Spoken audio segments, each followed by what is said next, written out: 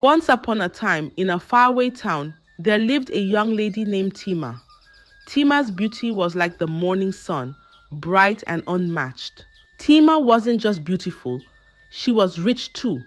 She dressed in the finest clothes, the kind that shimmered like gold in the sunlight. Her shoes sparkled, and her jewelry made the young girls in the town dream of being like her.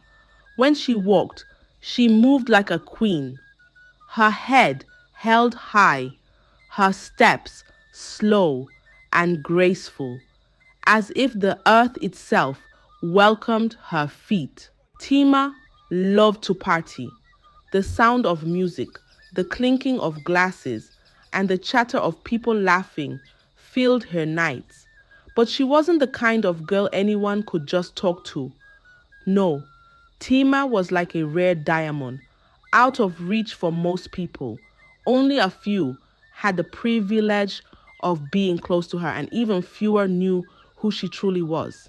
She's so perfect, young girls would whisper to one another, watching her from afar. I wish I could be like Tima. Tima, however, wasn't like most people. She never listened to anyone's advice, not even her family's, not her father, or even her mother or siblings. Her pride was as high as the tallest mountain. She believed she was better than everyone else because of her beauty and wealth.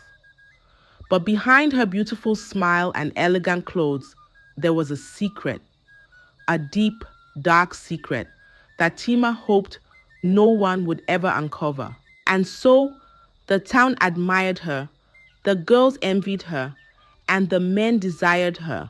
But little did they know, the story of Tima's life was just beginning, and the truth behind her riches was something no one could imagine. The pride of Tima shone bright, but the shadow of her secrets loomed quietly, waiting to be revealed. One evening, Tima went to a party, her favorite place to unwind. The music was loud, the lights were bright, and laughter filled the room. Tima sat at her usual spot, sipping her drink, her eyes watching the crowd like a queen looking over her kingdom. From across the room, Femi saw her. He was tall, handsome, and known as one of the richest men in town. His eyes stayed on Tima, drawn to her beauty. He walked over to her table, his steps confident. Good evening, he said, smiling. May I sit with you? Tima glanced up, her face calm and unreadable. Then she smiled lightly and said, Sure. That night, they talked for hours. Femi made her laugh, and Tima, for the first time in a long while, felt completely at ease. They even danced, their steps in rhythm with the music. By the end of the night, Femi couldn't help but feel he'd found someone special. But little did he know, if he'd really known the type of person Tima was, he wouldn't have even let his eyes meet hers in the first place. In the days that followed, Femi and Tima spent more time together. He treated her like royalty, buying her expensive gifts and taking her to the best places. Tima enjoyed every moment, her life seeming even brighter with him in it. One day Femi knelt before her, holding a ring. Tima, he said, looking into her eyes, you are everything I've ever wanted. Please, be my wife. Tima's heart skipped a beat. She nodded, her voice soft. Yes, Femi, I will marry you. Their engagement became the biggest news in town. People talked about how perfect they looked together. But deep inside, Tima knew her secret was still there, waiting like a storm in the distance. For now, she smiled and enjoyed the moment, pretending her past didn't exist. Tima and Femi's marriage was like a beautiful story. Their house was filled with laughter, love, and happiness. Every morning, Femi would look at Tima and say, I'm the luckiest man alive. Tima, in her graceful way, would smile and say, and I'm lucky to have you too. They lived like royalty, always together, always happy. People in the town admired them. What a perfect couple, they would say. Femi loved Tima deeply, and she made sure their home was always warm and welcoming. But as time passed, something began to change. 3 years had gone by since their wedding, and there were no signs of children. Femi didn't think much of it at first. He was happy just having Tima by his side. But one evening, his mother came to visit. As they sat in the living room sipping tea, she leaned closer to Femi and whispered, "It's been 3 years, my son. Why hasn't Tima given you a child yet? A man like you needs children to carry on his name. Don't you think it's time to find out what's wrong?" Femi's smile faded. His mother's words stayed with him, heavy like a stone in his heart. That night, as he lay in bed beside Tima, he stared at the ceiling, lost in thought. He loved her deeply, but the question kept echoing in his mind. Why hasn't she gotten pregnant? The next morning, Femi decided it was time to take action. He called his friend Kachi, who was a doctor, and asked for his help. Femi didn't know it yet, but the answer he was looking for would change everything. Femi couldn't stop thinking about his mother's words. He loved Tima, but the question of why they had no children kept bothering him. So he called his friend Kachi, a trusted doctor, to help. One afternoon, Kachi arrived at their house carrying his medical tools. "Let's check everything," Kachi said, with a reassuring smile. Femi nodded, feeling both nervous and hopeful. Tima sat quietly, her face calm, but her hands trembled slightly in her lap. As Kachi prepared to begin, he noticed Tima's uneasiness. Her breathing grew faster, and her eyes darted around the room like a cornered animal.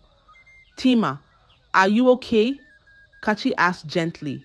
Suddenly, Tima broke down. Tears poured down her face as she started shaking. I don't have a womb," she cried out, her voice breaking like a fragile glass. Femi froze, his heart pounding. "What are you saying, Tima?" he asked, his voice filled with shock and confusion. Through her sobs, Tima began to explain. "I wanted to tell you, but I was scared. I didn't want to lose you," she said, wiping her tears. "Tell me what?" Femi asked again, his hands clenched tightly.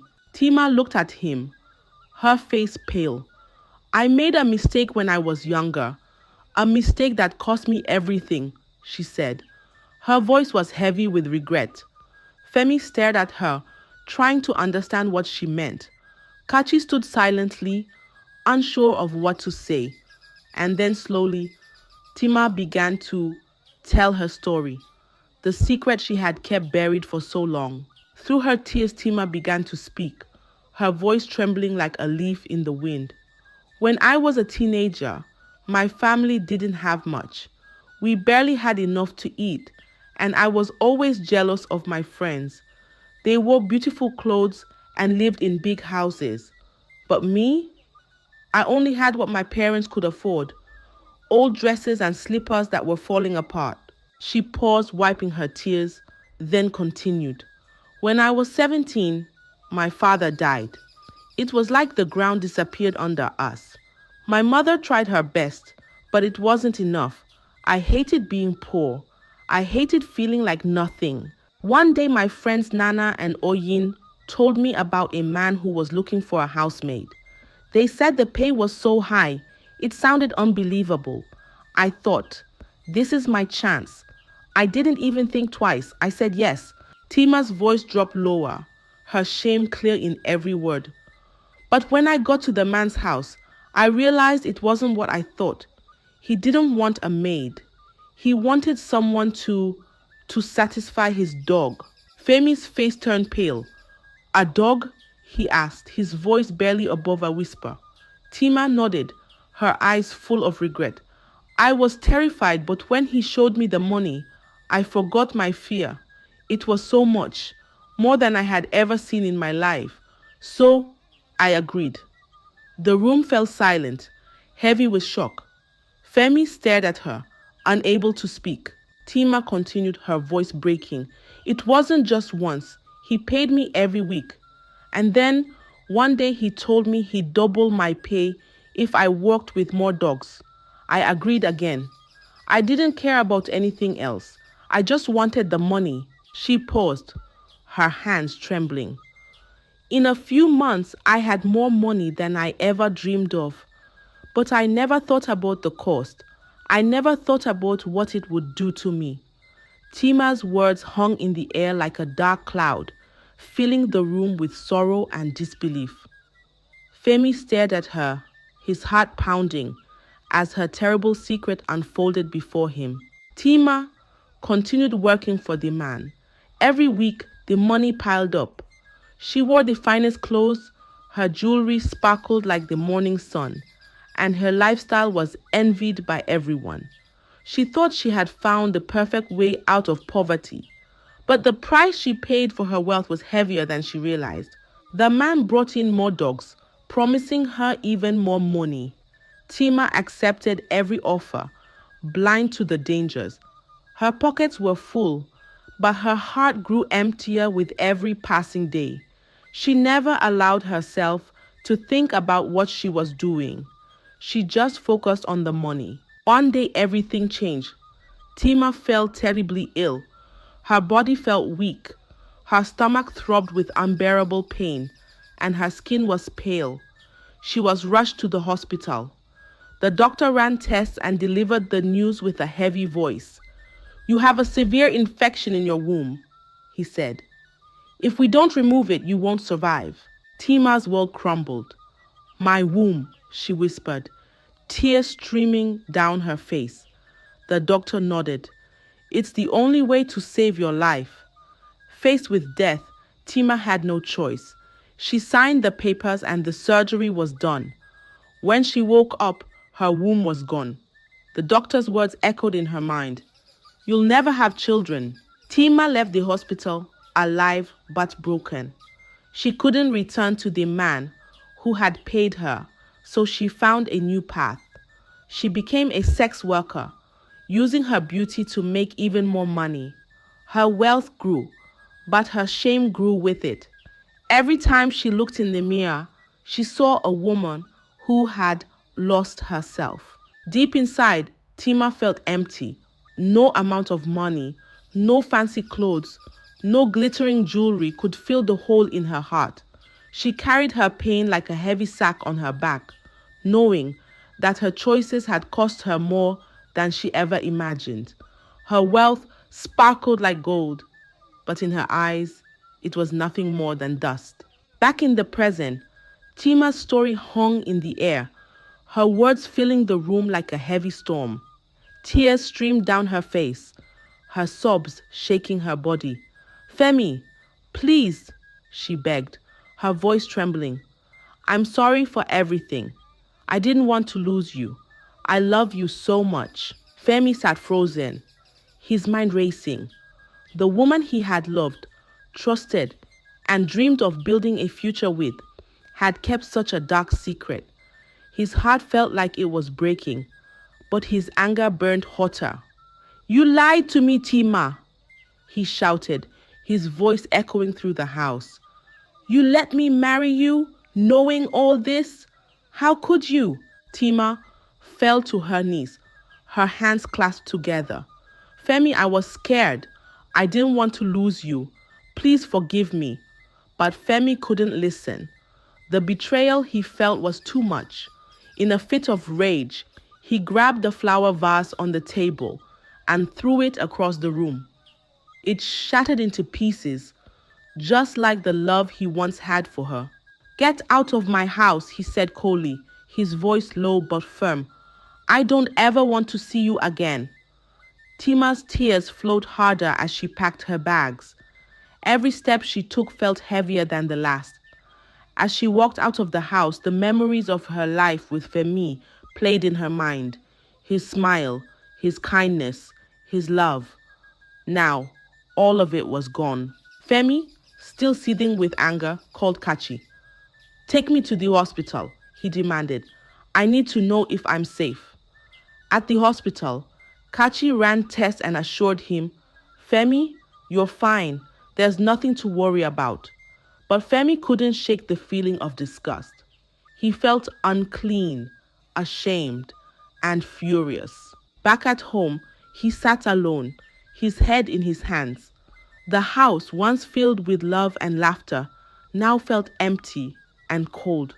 Femi couldn't decide what hurt more, Tima's lies or the love he had lost. Tima walked away from Femi's house, her heart heavy with regret. The weight of her past felt like a chain dragging her down with every step. Alone and broken, she sat in the quiet of her empty home and stared at all the riches around her, the expensive clothes, the sparkling jewelry, the fine furniture. None of it brought her happiness. She thought about the choices she had made, the greed that had driven her to do the unthinkable, the lies she told, the love she lost. Her tears flowed freely as she whispered to herself, "What have I done?" One morning, Tima made a decision. She gathered all her wealth and donated it to an orphanage in the town. Use this money to help the children, she told the orphanage caretaker, make their lives better. The town was shocked when they heard what Tima had done. Why would she give away everything? People whispered. But Tima didn't care about the rumors. She had made up her mind to start over. From that day on, Tima vowed to live an honest life. She worked hard, taking small jobs to earn her daily bread. Her life was simple now, but her heart felt lighter. She knew she could never undo the mistakes of her past, but she hoped her story would stop others from making the same ones. Her tale spread through the town like wildfire. Young girls who once envied her beauty and wealth now saw her as a warning. Tima's riches came at a great cost.